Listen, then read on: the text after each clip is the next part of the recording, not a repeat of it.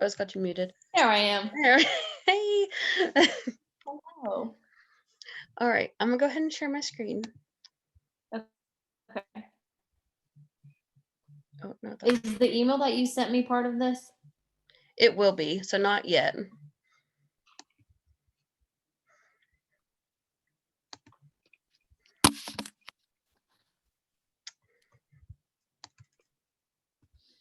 Okay, so we're gonna go through this PowerPoint, and what we're gonna be talking about is the Danielson framework. So let me. I'm gonna leave it like this, I think. All right, so the learning targets. First, we're going to talk about define the key components of effective classrooms. Then we're going to talk about link the Danielson framework to effective classroom teaching. And then we're going to apply the knowledge of the Danielson framework to help break down the art of teaching. So this was just a quote that was included. If you ask people to set a learning goal at first, it will engage and draw them in. So just the way I'm connecting this is like setting learning goals to like effective teachers. That's it'll connect more at the end. This quote will. You'll see the qualities of a teacher, those learning goals of like I guess that's hard to say it, but like all the different qualities, that's going to be the goal. And that's going to draw you in. That's how I'm connecting it to this quote, if that makes any sense. Yeah. So I'll give you a second just to read that quote right here. I love that it says complex. I was like, yep.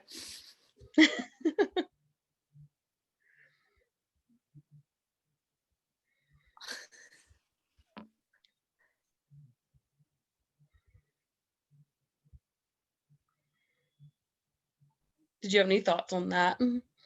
No, literally all of those, well, yes, all of those adjectives Are so true right now. They're so true, especially right now. So true. Yeah. I feel it's true in teaching at all times, but definitely right now. Like it's so complex and challenging at this moment. Like Absolutely. No, I definitely like that. Yeah. So how do you maneuver in all the complexity and challenges in your classroom?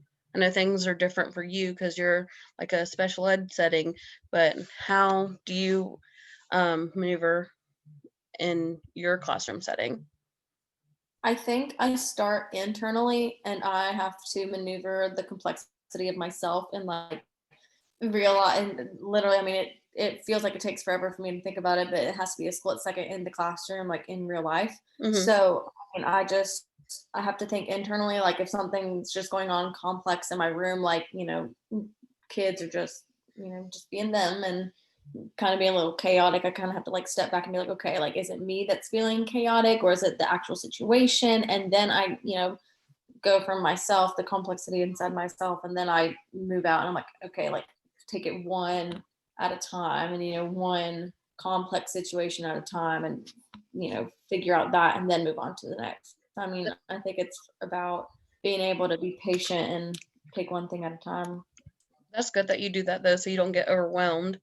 Because like if it's a lot going on, which I know there is, that you can easily get overwhelmed and stressed out and like self-combust, so that you're handling things really where I can well. go to as well, like especially when I like run to your room, like help. I know I've missed you not being there, and Miss Boykin even said that too. She's like, I miss Miss Bolton popping in our room and just checking in. I'm like, I know. I was like, I miss seeing her all week. I'm not made for quarantine. I'm not made for this. I'm not made to quarantine at my house. And even when like you moved down the hall a little bit further away, I was like, she's so far. Even if you're on the same hallway, I'm like, she's so far now. I know. It's like this is a hike. But, on a positive note, they did have the tile. I saw the truck with the tile on it. I didn't know if you came to the school on Friday, but, or yesterday or whatever, but they did have the tile outside when I was leaving, so I was like, "Oh, she's gonna be so happy when she comes back from Awesome. quarantine." And I'm so excited about that. No more icky carpet. I know, that's how I felt when they did ours too. Like, I came back over the weekend or whatever, and it was all fresh tile. It was so nice. Amazing. Alright, so we're gonna talk about, some effective teacher, um, like, what it means to be an effective teacher today. Mm. What do you think is the most important, thing that we should be aiming to improve as teachers? Like, in the classroom, like, what is the most important thing in the classroom as a teacher you should strive to do? Like, there's no wrong answer, so anything that you think of. I'm trying to think. I think we're given a lot of like opportunities to do like professional learning and professional development. However, I think something that's the most important thing that we should always strive to improve upon is just the relationships that we have with our students and our coworkers. Because at the end of the day, you can, have all the professional knowledge on all of the different computer programs and virtual learning. But if you don't have that.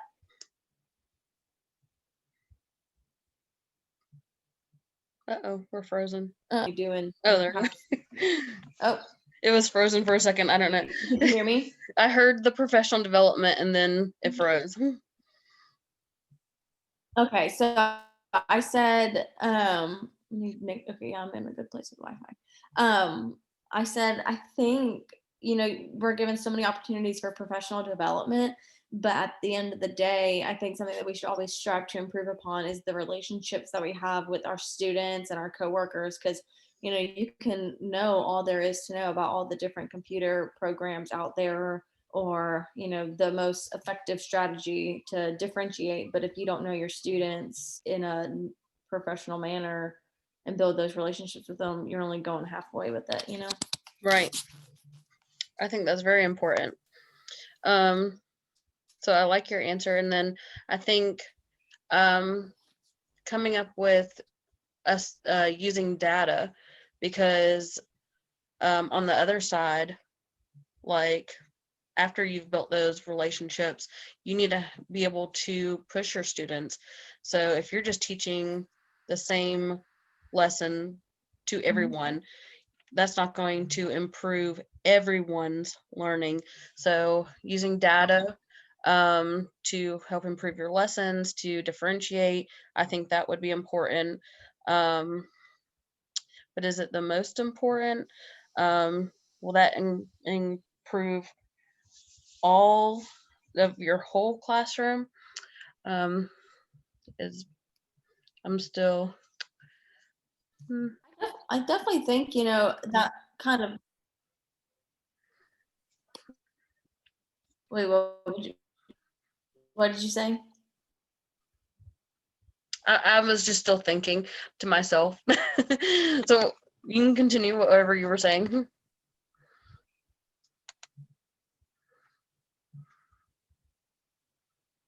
Wait, it's frozen. Am I back? Yes, Okay. it's lagging a little bit, but you're back now. Okay. Okay. So I'm gonna move on to the next slide. So the next slide, Okay. the answer that we're given is learning. So all those things, like you said, relationships, that ties into it. Data, it ties into it, because all those things will help improve student learning. If you don't have a good relationship, Mhm. the student's probably not going to put in 100% effort. If you're not using the data, you're not going to give out your best lessons. You're not going to meet the student's needs. But how do you know learning is happening? I think that's like what you said with data collection, just maintaining up-to-date records on your students. And I mean, it doesn't have to be an extensive Mm-hmm. assessment that you give out every week. It can literally be like, what I know you do with just pulling kids aside one-on-one and just being like, okay, let's do 3 different things to see if they grasp any of the concepts that people were saying or that you were teaching. Mm-hmm. And even checking in with them to help build relationships, just pulling them over and being like, hey, how are you doing? Or doing, like, if they, they like high fives, giving them like a little high five, or putting a little smiley face on their picture or their paper, because they love that. That's helping build a relationship. They're going to do better on their work because they know you're going to give them a smiley face on their paper. So they're wanting to achieve their work, like they're wanting to achieve to make you happy. Yeah. So we assume learning starts with good teaching, whatever that is the little picture that's cute. So, I mean, usually good teaching, that's what we all think. Yeah, they're going to learn if you're doing good teaching. But good teaching, what do you think good teaching is?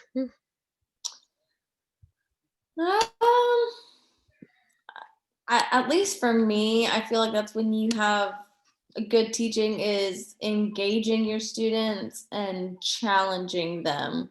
Not just saying, I don't think good teaching necessarily means that everyone's getting positive scores at the moment. I think good teaching is allowing our students to learn from their mistakes when we challenge them and make a learning environment that has a challenging environment that they can still be successful in. Mm-hmm. Yeah, and definitely differentiating them and meeting their needs wherever that might be. And like if they're hands-on, if they need hands-on learning, some kids that they do perfectly fine with just straight worksheets. That whatever their learning style might be. All right. So I'll give you a second. This is the same quote. So classroom teaching.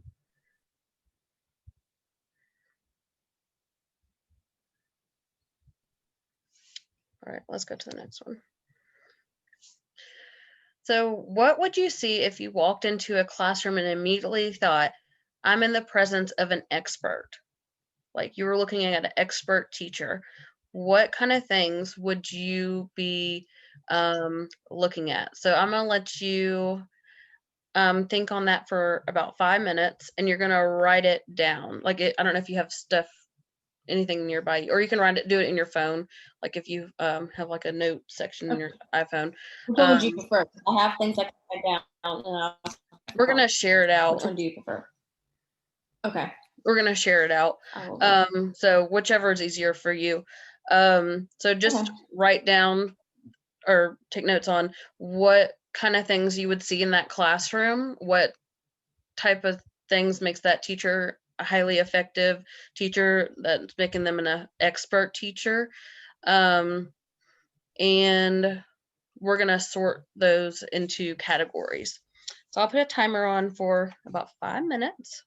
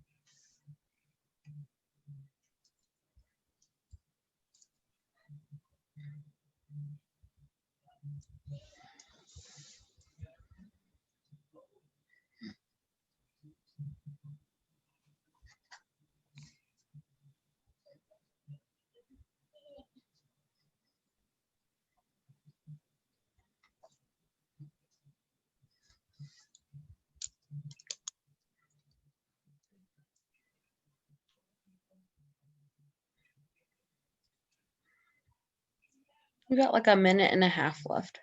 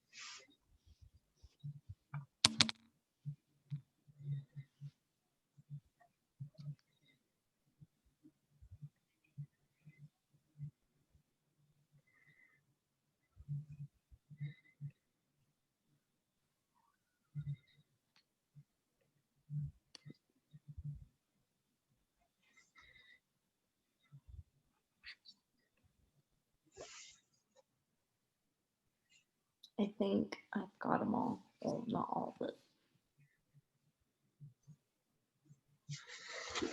Okay. Should be finished up in a second. Or we'll go. We can go ahead and stop it. It's like 8 seconds. Cancel. All right.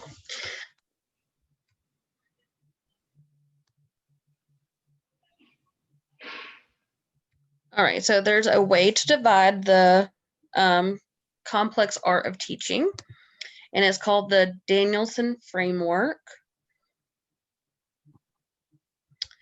But first, what we're going to do, before I go into the framework, we're going to, let me put my little slides.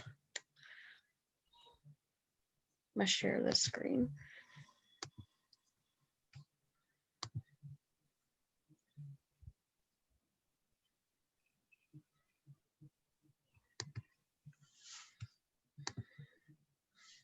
Let me put the little titles on the top of it.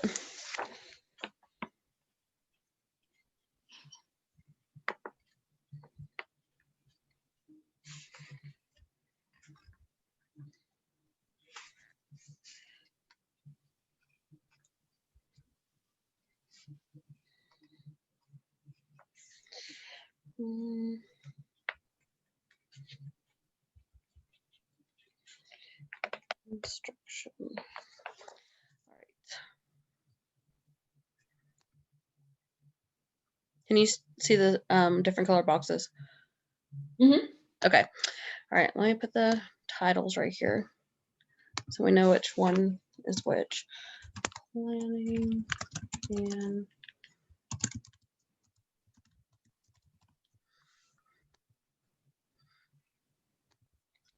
what we're going to do is we're going to look at the different things we wrote down, and we're going to see which one we think it goes into. And then we're going to look at the thing I emailed you and see, do they really go under those? Okay.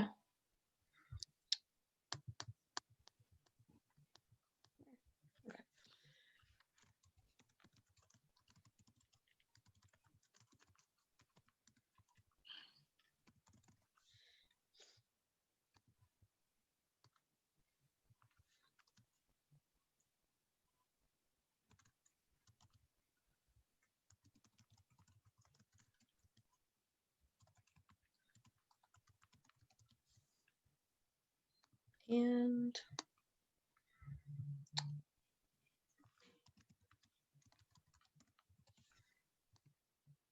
all right. So I'll just do a text box for each one. So what's the first thing that you came up with? I put positive behavior interventions, like it doesn't necessarily have to be PBIS, but having a good classroom behavior, classroom management. So classroom That management. has to do with like positive reinforcements and stuff. Yeah. With positive. Did you say that goes in planning and preparation, or did we just, are you just writing it? I'm just typing it right here, and then we can decide where it goes. Okay. With positive behavior, like rewards, or what? Yeah, positive behavior supports, or supports. like supports, positive behavior supports. Let's do it this way. There we go. So which one do you think it goes under? You know,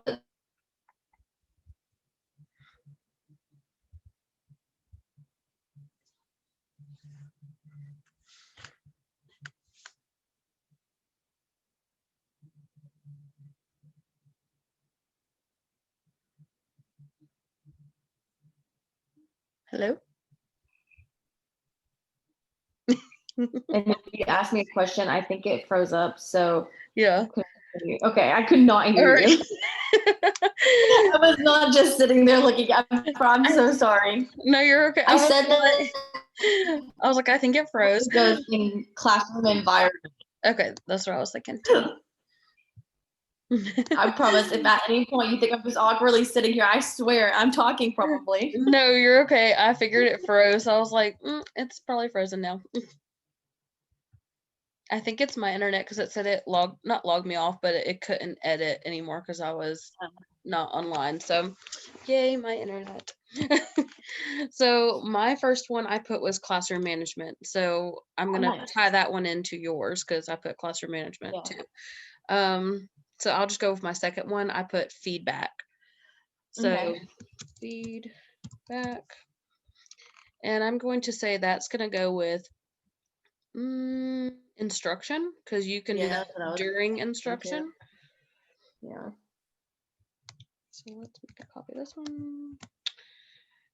All right. What was your next one? Next one was an engaging lesson. And I would throw that in with instruction as well.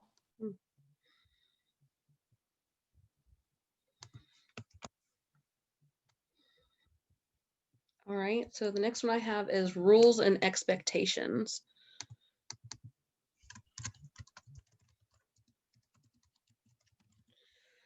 So I'm thinking that's going to go in our classroom environment. Yeah.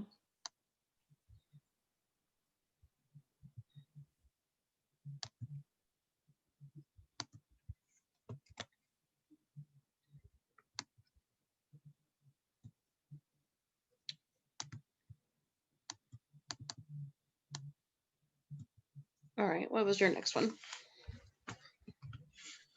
I put differentiated lessons and activities, but also not singling out the lower level students when doing it.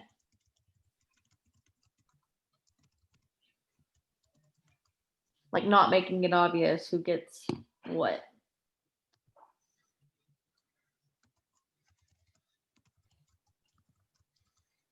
Singling out. I'm gonna put students. Or you want me to put the lower students? No, that's good. You also don't want to single out the higher level either. Okay, so let's see. Do we want to put that under planning or actually the instruction? I feel like the way that I worded it goes, it can kind of like classroom environment in terms of like not singling out the students, but then also instruction and delivering the differentiated lessons, but then planning and creating the differentiated lessons. So Mm-hmm. if this was a Venn diagram, I would put it in the middle. Right. However, I feel like it, like if we're talking about the differentiated lessons being delivered, then I would say instruction. Okay, yeah.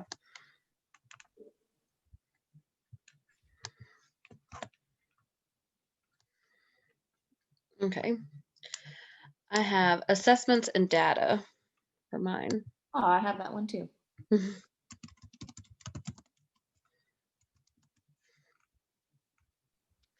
So I'm going to use that, or I don't know, you could use data for planning. Well, I'm going to say this one's going to go under planning and preparation because the assessments, you like if the. you're using the assessments and the data. Mm-hmm. Yeah. So we'll leave that one there.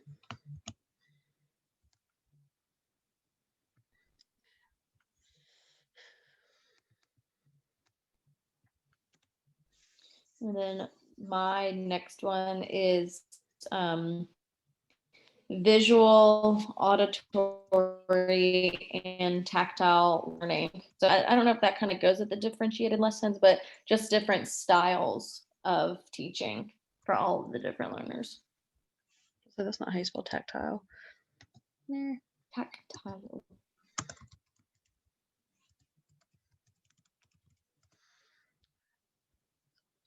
You said under.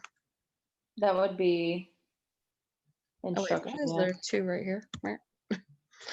Under instructional or instruction. Yeah.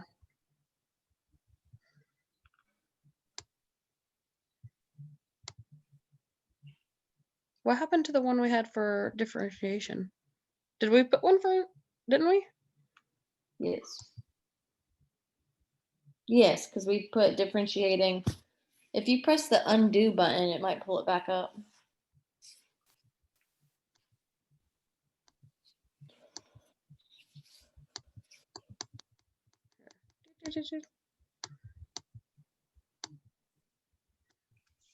There it is. But we put it right here. The differentiated. I think we put it in the instruction. I don't know where it went though. I wonder if I didn't type over it. I don't know what happened. Because you said to put it here because you were talking about planning. Yeah, I think I said it could go like in either of the three boxes of environment, planning, and then instruction. So instruction, you want an instruction? Sure. Okay. And then you said data and assessments and data. And then we also need to put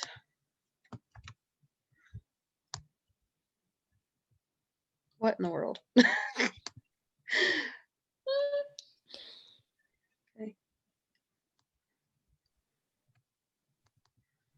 And this one was the visual, auditory, and tactical activities or lessons, whatever you want to put. Activities. learner. Make this smaller.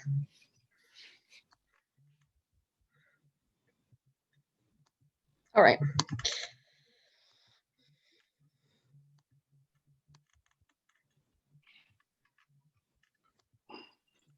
All right, so the next one I have is lesson planning. And I would say that would go under planning and preparation. Yeah. Pretty straightforward. Oh, I spelled that wrong. All right.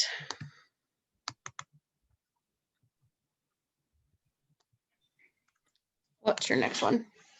I said rationales are given for why students are learning the materials or the instruction. Rationales. Why students are learning? Yeah, why students are learning the material. And I feel like that could technically be instruction, but I also feel like that's kind of like professional responsibilities in a way, because like you're kind of having to, I don't know, but then it's also class. I feel like it's part of your instruction. Like when you're introducing a lesson, you have to give them the rationale. So I can say instruction. Oh, so like learning target and success criteria? Okay. Yeah. Let me put that over to the side. Target. Yeah, I would put that under instruction because you're introducing that at every lesson so they know what they're learning about.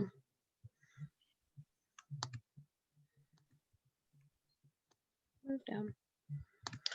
All right. Next.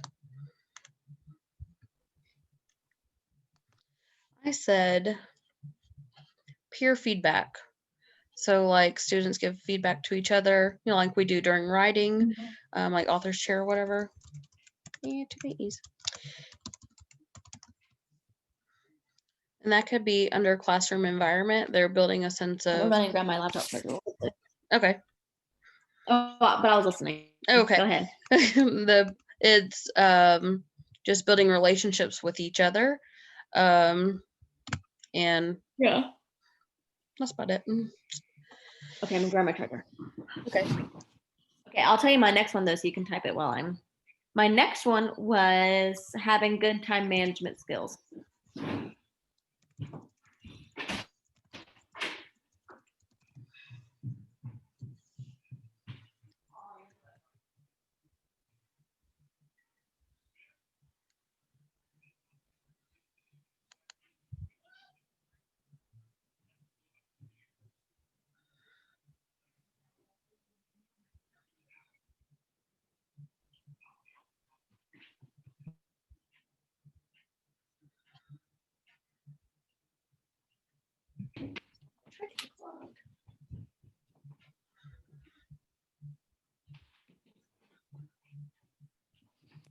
Hey, don't laugh at me. I'm about to sit on my floor because Sean is watching football.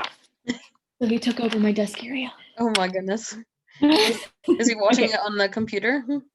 No, he's watching it in our living room, but like I have my whole work area set up like in our dining room, which has our tables and stuff. So now I'm on my floor so we don't have to hear football. So time management. I would put that under professional responsibilities. That's what I was thinking too. All right, next one I have is professionalism, like the way you present yourself and the way you talk and everything. Oh my goodness. I think my internet just froze up again.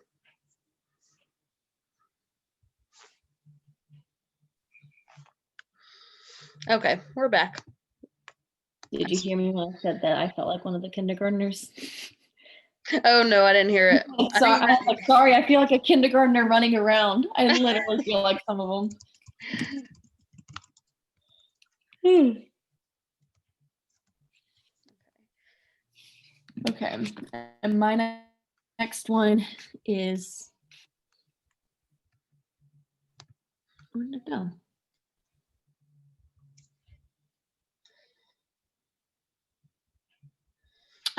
The teacher gives opportunities to make mistakes. Like the kids see the teacher there we go. Like mistakes are not just accepted, but they're welcomed because we learn best from our mistakes, if that makes sense.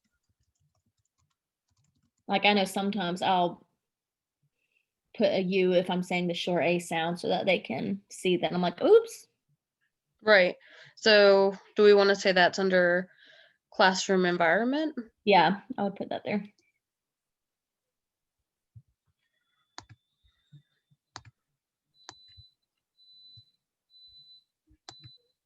Okay, so next I put strategies or using research-based strategies. Mm-hmm. I have that one down too.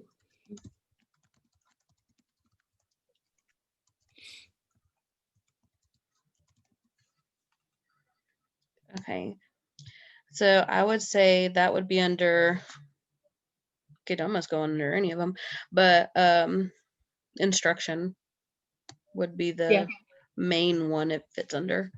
Yeah, that could be instruction or planning and preparation if you're doing the research. Yeah. All right.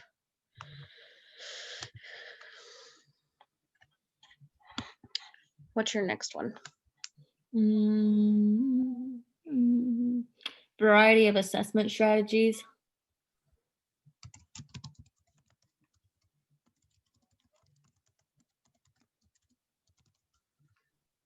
Okay.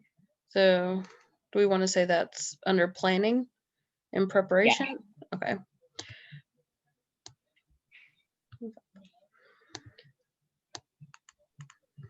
All right, next one I have is small groups. Yes. So doing small groups. Small groups. So, I would say that's instruction because you're doing that during instruction. Our instruction ones runneth over. This is the last one that I typed. But I put the willing to ask for help if you don't know the answer, it's okay to ask for help. Okay. I put like this one kind of like ran together. I put open-minded / communication when you need help. So we want to say that's classroom environment? I would put professional responsibilities. Like I would say that that's more of like asking your coworkers for help. Oh, so the teachers are asking for help. Yeah, like okay, I was thinking students. So professional oh dang, I moved the pink thing. So the teachers, I would say professional responsibilities then. So my next one I have is asking questions on the student end. So just kidding. I had that one written. I had that one as my first one. And I did not see it, I guess. Like asking open-ended questions to probe or whatever. So I would say that would be instruction. Oh, I had written down students feel comfortable to ask questions. So you're talking about asking student questions? Mm-hmm. Okay, I was talking about students. I'll clarify that to students. Yeah, I had it right there. And I think I saw student positive behavior interventions and students feel comfortable. And I guess those two just ran in together to me. Okay, I'm gonna have to move some of this up. Move instruction.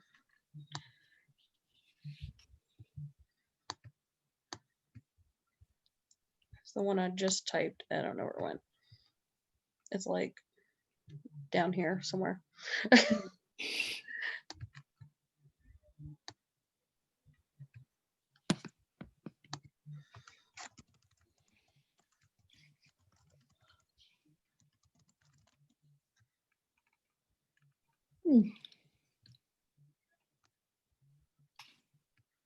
There we go. All right. You said that was your last one? Yeah. Okay. I have reflecting.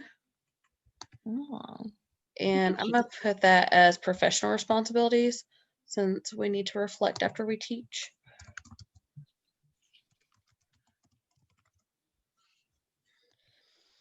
All right, and that was my last one. Nice. All right, so let me share back to our PowerPoint. And now I'm going to introduce the Danielson framework. And this is what I emailed you. Yeah. So you could have it like nice and zoomed in on yours. Okay, so let's talk about the structure of the framework. All right, so I already kind of told you on what we were just typing on, the titles that are at the top. And the titles are actually called domains. So the domains represent the basic essential components of teaching. So the headlines. So those headlines, again, were planning and preparation, the classroom environment, professional responsibilities, and instruction. But I don't know if you noticed, because I didn't number them when we were on the Google Doc. But on here, it says domain 1, domain 2, domain 3, and then domain 4. So it works in a like clock pattern. Yeah. So a little different. So the next part is components.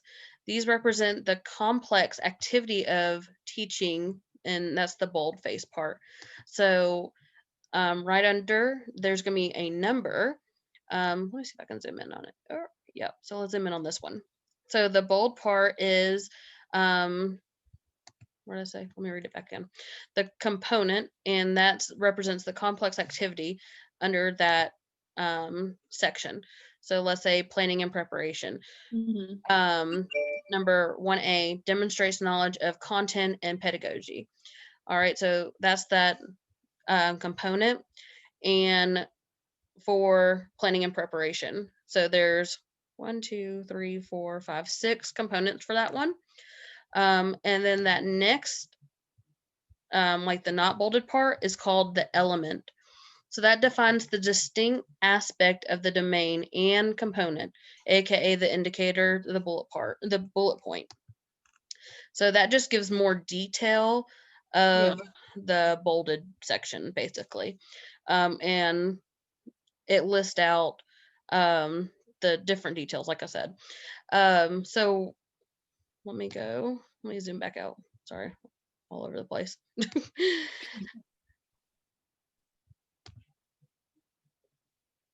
All right, so it says the 22 components should cover most everything. Sometimes they're a little broad, but like what we just went over, let's say professionalism was one of the ones we said. It may not say exactly professionalism, but you can figure out which one it would go into based on the different topics.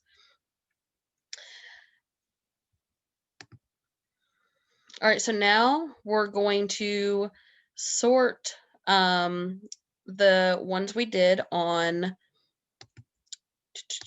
our Google Slides. So I'm going to share it back. So this would probably be a good time for you to pull up the email I sent you. So you can look at the Danielson framework. And what I'm going to do is we can go section by section. So the planning and preparation first. And we're going to look at each bullet point. Oh, I didn't put a bullet on this one.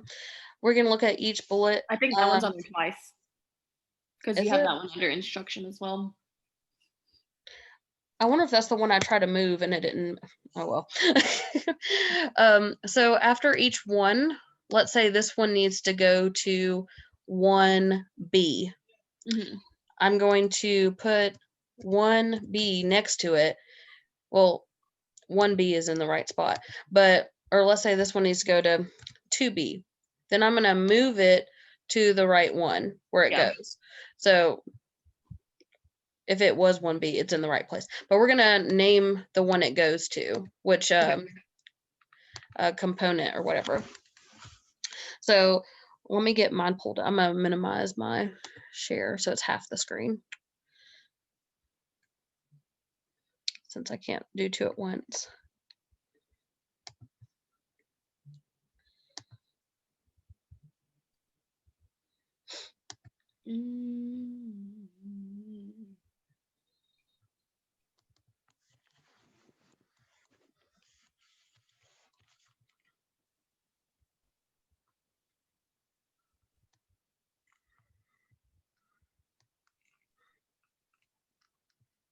Okay. It says using assessment in instruction on domain 3, so that would go to 3D. This assessment and data. Mm-hmm. Okay. So 3D under instruction? Yeah, because it says using assessment and in instruction, assessment criteria, monitoring of student learning. So that's the data part, feedback to students and student self-assessment and monitoring of progress. But did we want to use this as using it for like? Well, this one says in planning and preparation. That 1F is the one I was looking at because I think we were Oh, trying yeah. to Yeah. we were trying to decide like, are we doing it for like planning Mm-hmm. Okay, assessments there it is. and Yeah, where it planning? says use for planning. That's, yeah, you're right. 1F. Okay, so 1F. All right, so next one, lesson planning. Ah, I'm gonna have to zoom in on this one. Is the slide really tiny? Not really. I can see Okay. it. That one goes to 1E, designing coherent instruction. I'm trying to figure out how to make the slide bigger. Okay, there we go. I thought if you got rid of themes. Okay. What did you say this one was? 1E, designing coherent instruction. 1E. Yeah. All right. Variety of assessment strategies. I would say that one. That one probably 1F as well. 1F. Yeah. Designing student assessments. Mm-hmm. Okay. All right. So let's look at classroom environment now. So classroom management with positive behavior.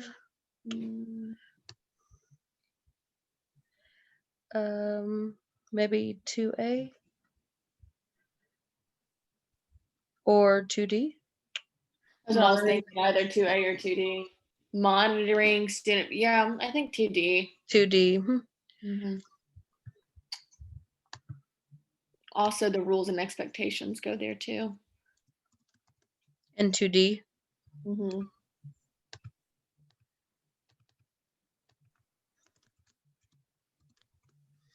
All right. Peer feedback. 2A. Students interact with students. Yeah. Including.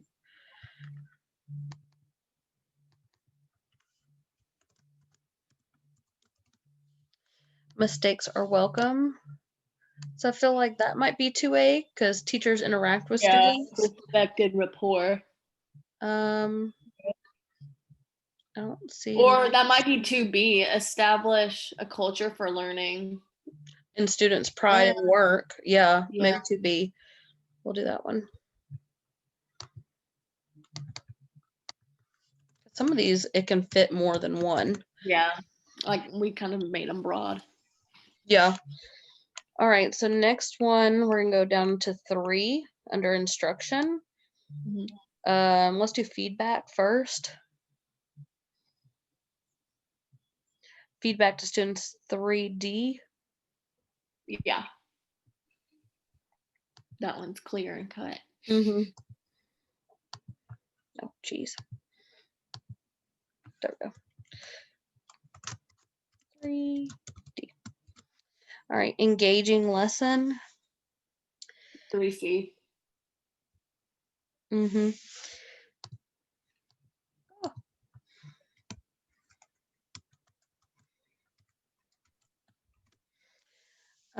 Differentiated lesson and activities, not singling students out.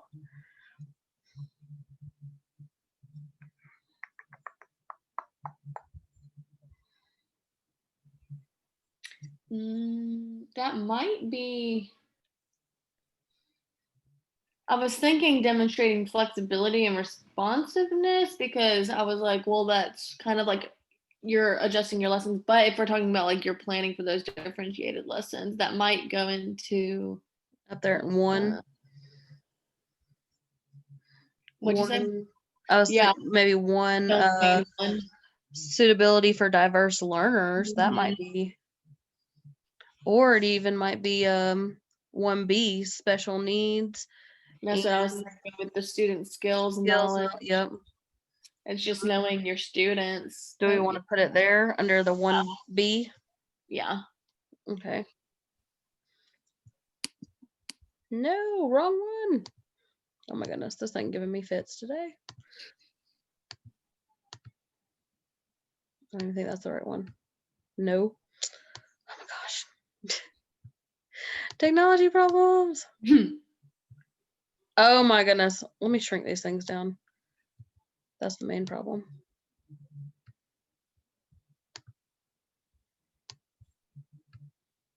Engaging lesson 3. You stay there. All right. This was 1B. Yeah. 1B.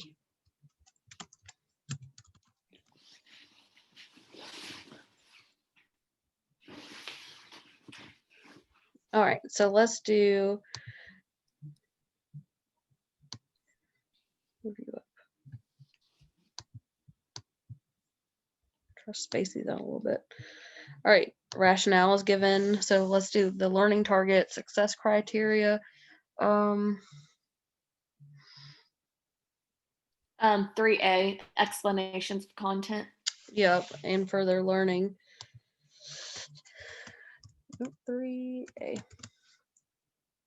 Visual I feel like this one might go over here too, because maybe 3B or 1B.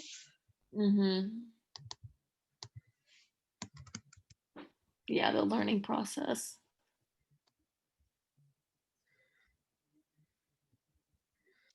Okay, so using research-based strategies.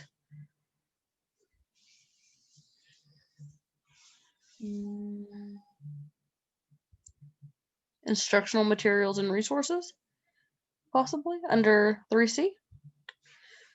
It might fit under. Yeah, I can see that. Something else though. Let me look at all of them. It might go into 1E, designing coherent instruction. Yeah, instructional materials and resources for that one too. I guess it's how we want to say it.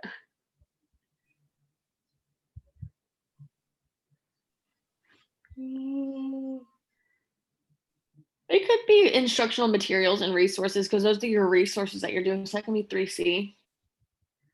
3C. Okay. Yeah. All right. So small groups. There was one that said small groups. I saw it.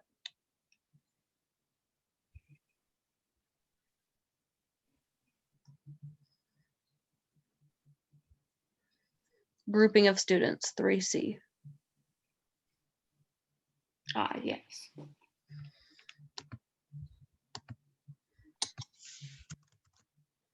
3C. And then asking questions. That was.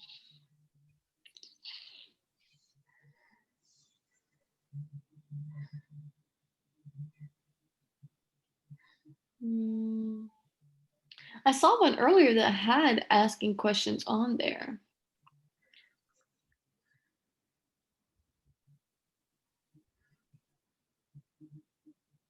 I feel like I did too.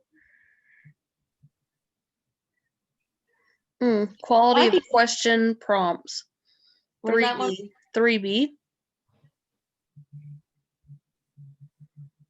Yep. If you ask them like open questions where they're having to really think about it, that's going to be quality instruction. All right.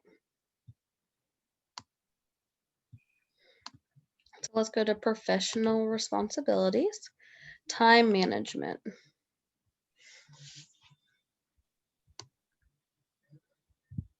That might go into professionalism.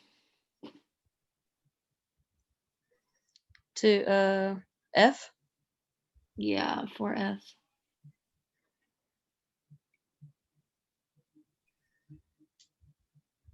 Because I'm trying to, there's nothing that says like time management, but Mm-hmm. Unless you're doing like accuracy. yeah. I feel like all of these have to do with time management because, like, I mean, you have to Do all that stuff too. yeah. Ugh.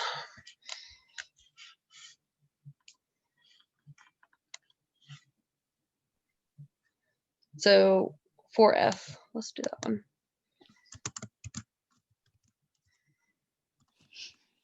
All right, professionalism, like that Or one.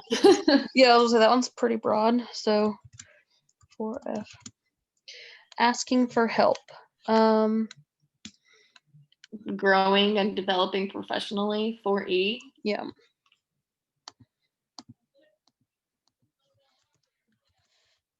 4E, and then the reflecting, that one was A. 4A. Yeah. 4A. All right. So we only had to move a couple, and there were ones that we kind of were not questioning, but we were like, these kind of go into areas. Yeah. So we did really good. Good job. Go team. So a lot of the times, there's a lot of work that goes involved into planning and instruction, but all 4 areas need equal amount of work to be an effective teacher. So let me share back our slide, the slideshow.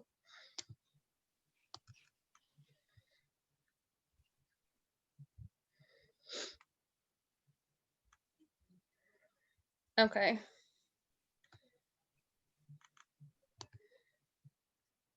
So why do you think this is called a framework? Because they all fit together and all of them have to work together to make a good teacher.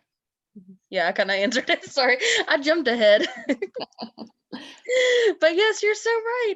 You have to have all of these things to be a highly qualified teacher, to be effective for your students, for the school, for your team, for everything, for the parent. So just like I said, I emailed this to you. I don't know if you were looking at it. Oh, I mean, you were, Yeah. obviously, because you were reading off it. Duh. But those are good things to keep in the back of your mind, of things that when we start doing our goal setting, if something that you know of, maybe professionally or instruction, that you know you want to work for, maybe that sheet would be good to pull from, like a goal. But we will talk more about this framework throughout our time together as a team or whatever. All right, let me stop sharing my screen. But that is all for the Danielson that we're going to talk about today. And like I said, we're going to talk more about it. But thank you so much for getting on and Zooming with me. Did you have any questions about Danielson or anything we went over today? I don't think so. That's really neat to look at. And I'll send you a copy of our little Google slide that we made. Okay. Sounds good. All right. Have a great weekend. Enjoy your Saturday. All right. You too. Bye. Bye.